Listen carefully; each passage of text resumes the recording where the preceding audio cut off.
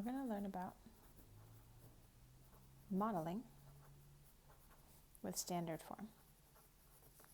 So modeling is when we take real life situations and we create equations for them and we sort of model them with math. We say, okay, well, I can take this real life situation and I can represent it using some algebra. Okay, so I am going to have you copy this down just because I think it's really important for you to just have a couple. I'm just going to do 2 examples, so get them. So here's example 1.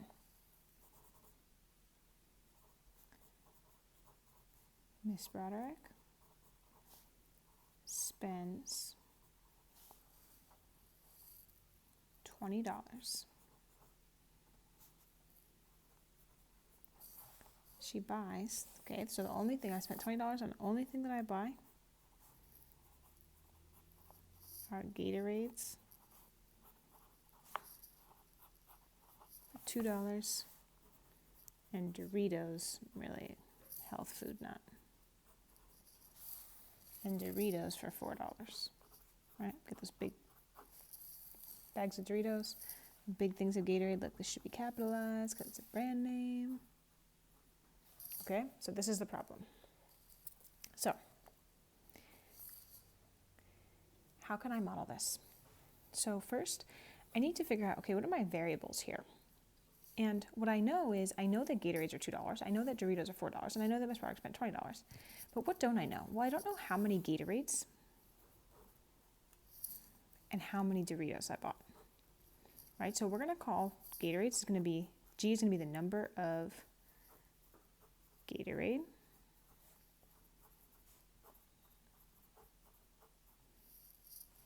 she bought. I guess Gatorades, right? And then D is the number of Doritos.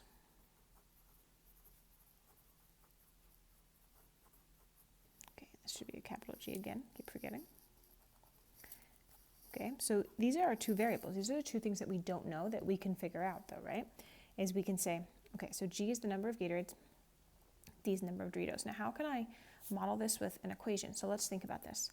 If I go to the store and I buy, let's say 3 Gatorades, like how much does that cost me? It cost me $6. How did you figure that out? You multiplied, you did 3 times 2, right? Because however many Gatorades I buy, you're gonna multiply that by 2 in order to find out how much it cost me. So how do I write number of Gatorades, G, times 2?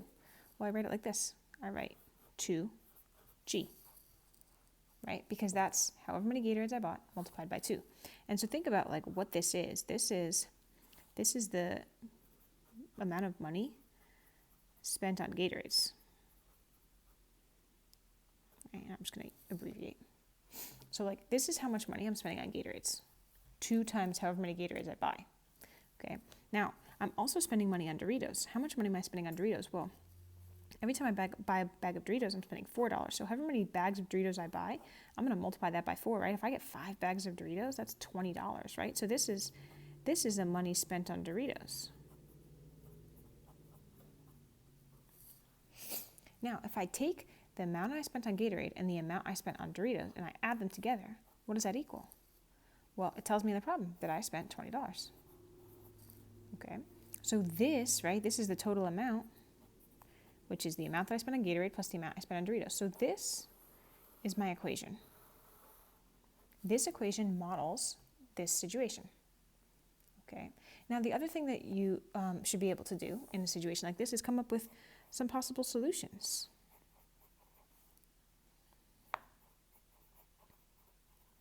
How many Doritos and how many Gatorades could I have bought, right? So, and right, one depends on the other. So if I buy more Gatorades, I can afford less Doritos. So let's just come up with some possible solutions here. I'm going to show you how to use this equation to check those solutions. Okay. So let's say I bought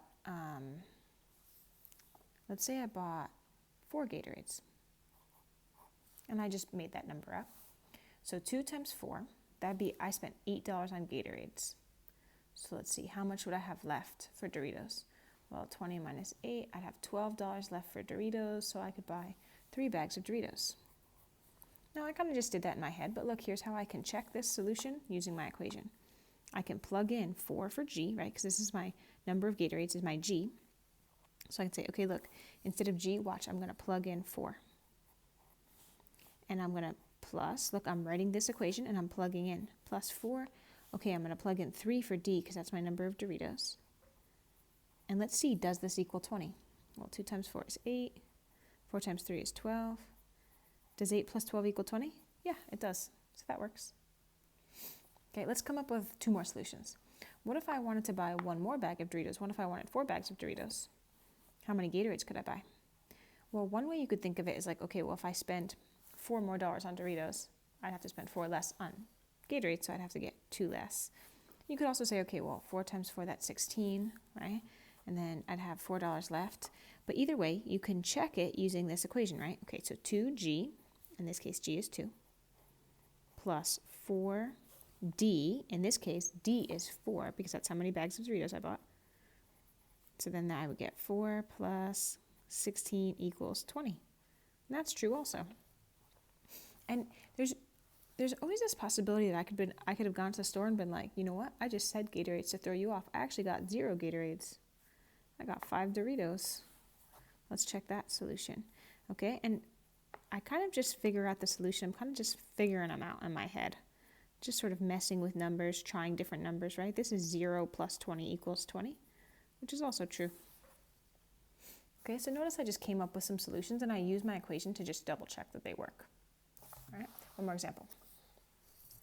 We'll go through this one a little bit faster. Mr. Gain's a little healthier than me.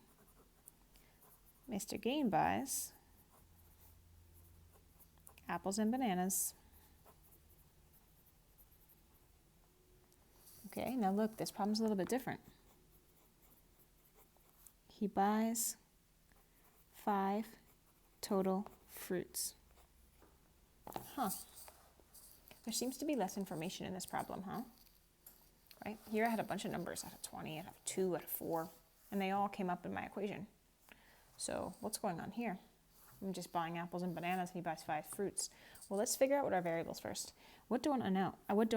Well, I don't know how many apples he bought, and I don't know how many bananas he bought. So this is number of apples bought. This is number of bananas bought.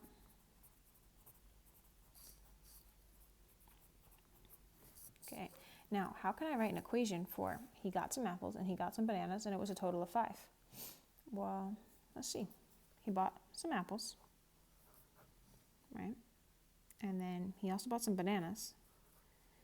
And how do those 2 numbers relate to 5? Well, if I add up the number of apples and the number of bananas, it'll equal 5, right? So apples plus bananas equals 5. I don't know how many apples he bought, how many bananas he bought, but apples plus bananas equals 5. And this is my equation, right? In this case, I just know that these 2 things add up to 5. That's what I know. And when I go to think of some possible solutions, this one's just a little bit more straightforward, right? I just know that they need to add up to 5. So here, let me put apples first.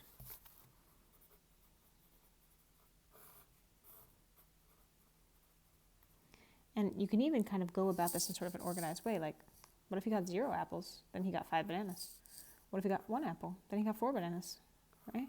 See how if I just do it in kind of an organized way, it's like, oh, what if he got 3 apples? Well, then that's 2 bananas. What if he got 4 apples? Well, that's 1 banana.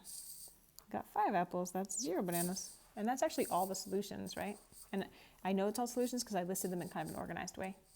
Okay, so this one's a little bit more straightforward once you figure out, oh, like this is sort of funny the way this equation works out. But yeah, it's just like, okay, the number of apples he buys plus the number of bananas buys equals 5. All right, that's it. You're going to try this, right? It's like 2 things that you need to be able to do. Read a problem and write the equation. Okay, and then the other piece is just kind of come up with some possible solutions. And that takes just like a little bit of flexibility, a little bit of patience, a little bit of mental math.